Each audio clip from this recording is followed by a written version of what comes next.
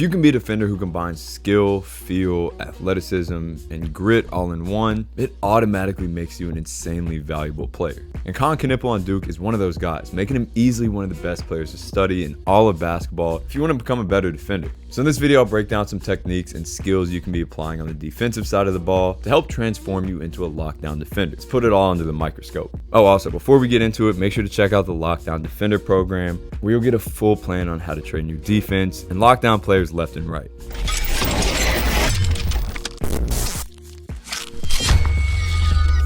So first off, let's watch how he guards guys on ball. He's one of the best I've ever seen at playing arms out defense like this, even with contact and moving at a high speed. Now, this doesn't seem too difficult, but it takes insane discipline and movement skill as well to keep the hands off for foul purposes, but also to maintain a wide frame and bother shots and drive. So we do a ton of drills like this, where you have to have your arms out and above your shoulders to build this ability. Trust me, it's worth it. You have to keep your hands above your shoulders the whole time, okay? If they drop, it is an automatic point for the offense. Try it again. We'll start here, pause. Try to move with your arms wide. I don't want to see none of this shit. Try to be wide with it, cover some ground.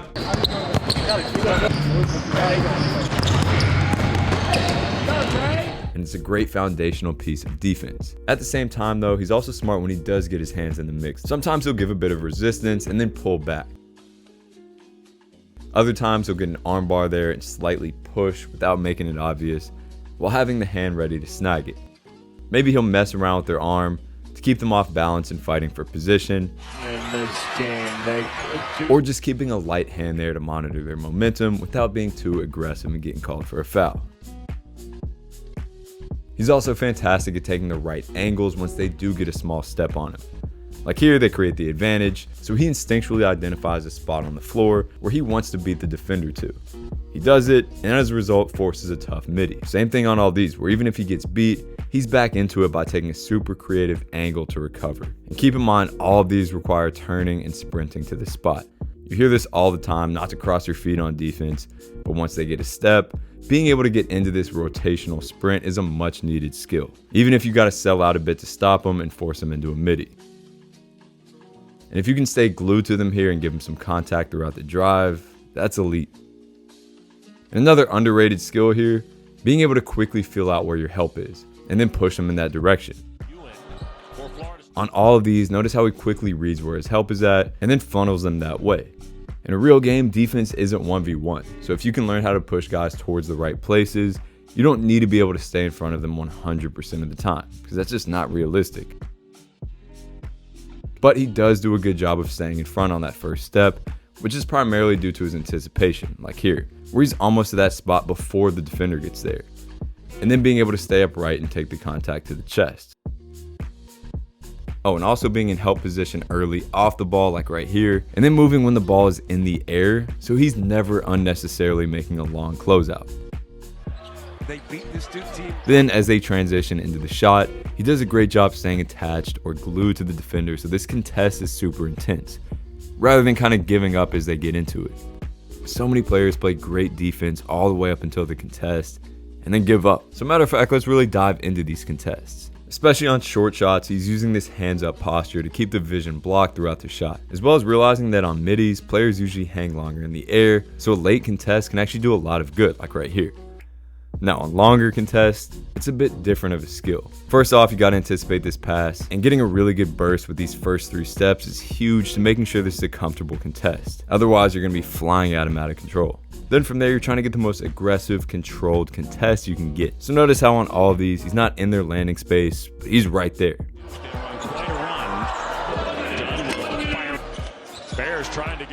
He contests hard and runs him off the line, but he's also able to get back. Especially that group. Bobby Hurley, he was so into Bobby Hurley. Figure out a way to make free throws even easier. And on the way there, his hand is high super early, playing the mental game and doing anything he can to bother them.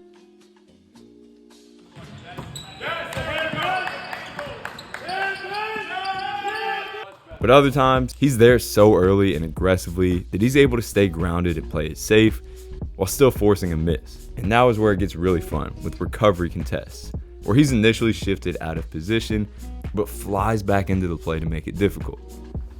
Look, you're going to get beat. You're going to get shifted. You're going to touch earth sometimes. But if you're as good as him at recovering quickly, movement-wise, and mentally, of course, in terms of just not giving up on the play, that's going to make you a very valuable defender. And a lot of this recovery ability is also due to elite weight distribution. In other words, as he gets shifted a bit, he's leaning back towards the other direction early, like you see right here.